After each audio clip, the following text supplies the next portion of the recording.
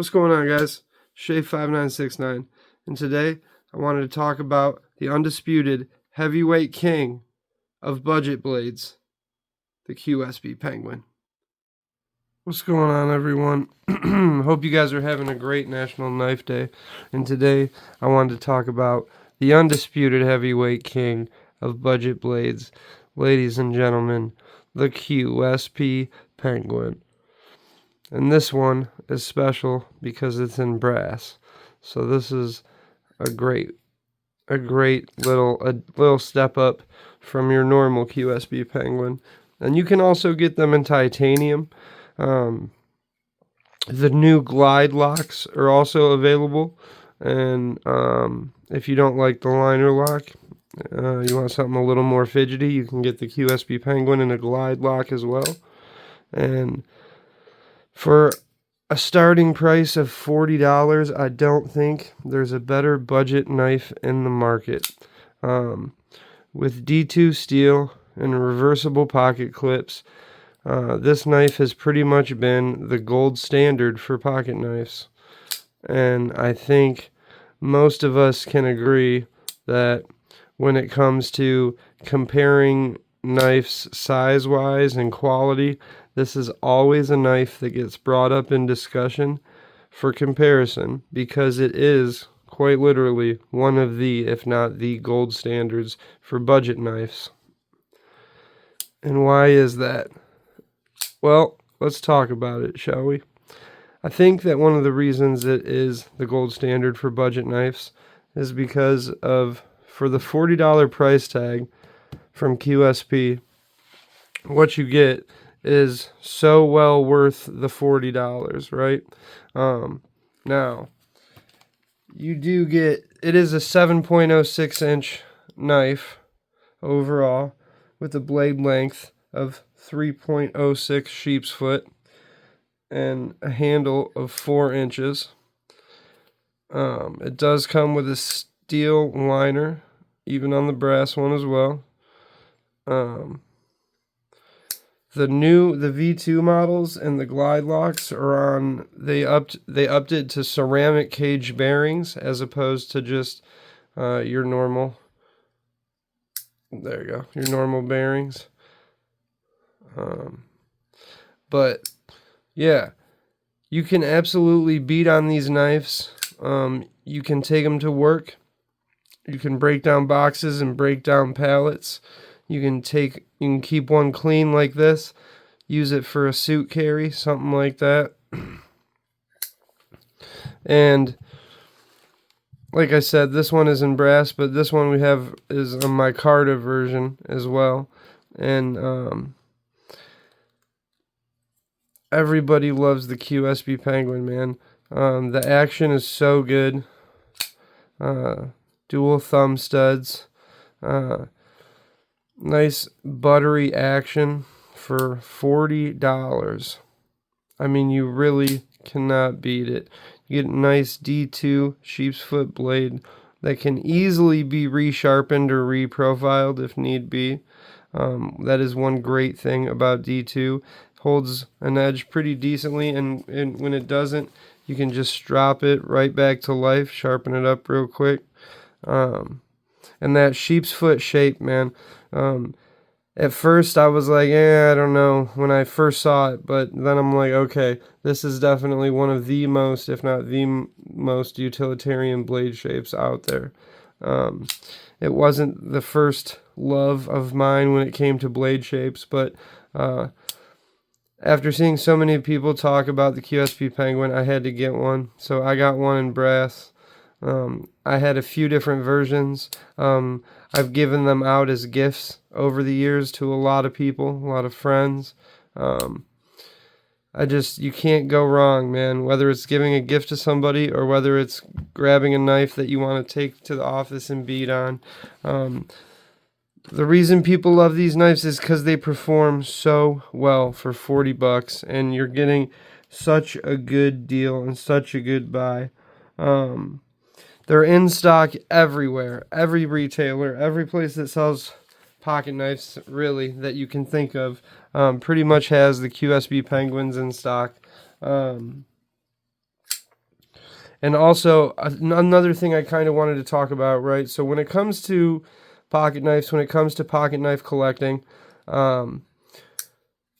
you can tend to scare non-knife people easily, right? By handing them something crazy, right? And for example, I have one right here in reach, right? So if you are a person who is unfamiliar with pocket knives and, you know, we're at work, let's say, in a work environment, somebody's like, hey, can I borrow a knife real quick? You hand them this. They're like, oh, okay, cool, you know? Now, on the reverse of that, right? You're at work, someone's like, hey, can I borrow a knife? And you go, oh yeah, here, borrow this real quick.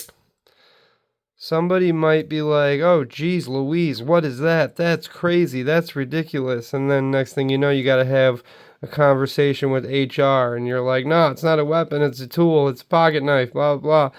But yeah, so when you get older and you get more into collecting, you start to realize that, like, yeah, you don't always want to have a knife that somebody would freak out if you pulled it out, right? Like, and not to say that there's anything wrong with that, right? But it's just like one of those things where you don't necessarily want to scare somebody off, right?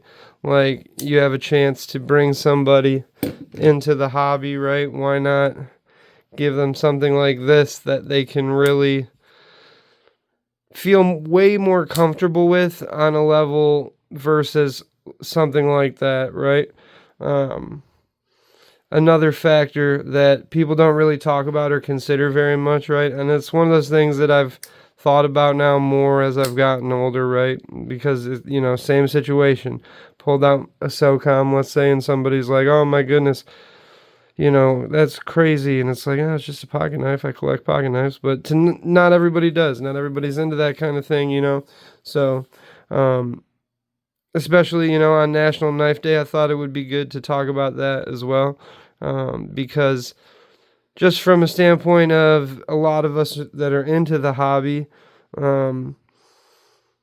you don't always want to necessarily scare someone away from the hobby, right? You want to be more inviting. You want to be more open and more receptive to bringing this person in, whether you're buying them a gift or, like I said, whether you're just handing them a pocket knife at work to, like, hey, borrow for a second, you know, something like that, right?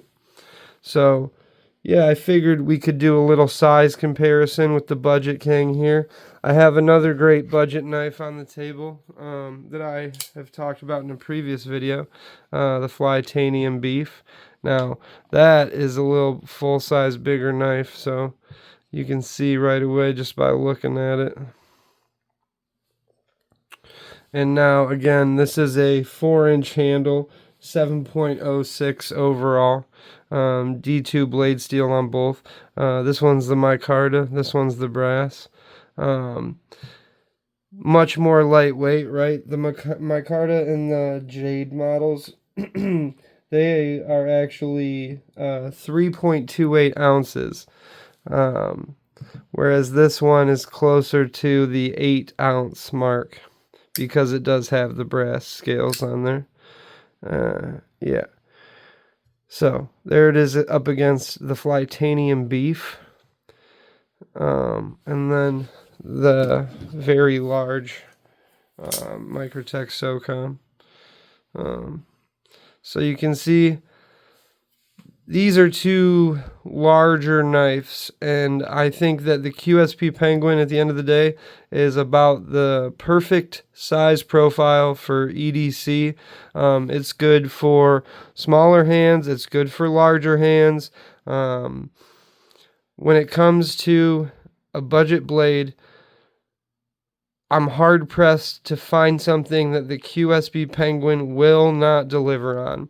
And by all means, in the comment section, please let me know if you have anything to add, if there's anything I missed. These knives are absolute, hands down, one of the best value pocket knives for $35, $38. I don't think you're going to find a better value pocket knife than the QSP Penguin. And I know everybody talks about them because everybody should talk about them. They are the gold standard of budget blades. And if you do not own a QSP Penguin, go pick one up today, because I'll tell you, you can find them absolutely anywhere just about that sells pocket knives, whether it be online or whether it be in person. QSB Penguin, man, the gold standard of budget knives, the undisputed heavyweight king of budget pocket knives, the QSB Penguin. If you don't know, now you do. And I think that there is a lot of people out there who would agree. So, from me to you, happy National Knife Day, and go pick yourself up a QSB Penguin. $40, can't beat it. I appreciate you guys. As always, thank you for watching, and we'll see you guys on the next one. Happy Knife Day.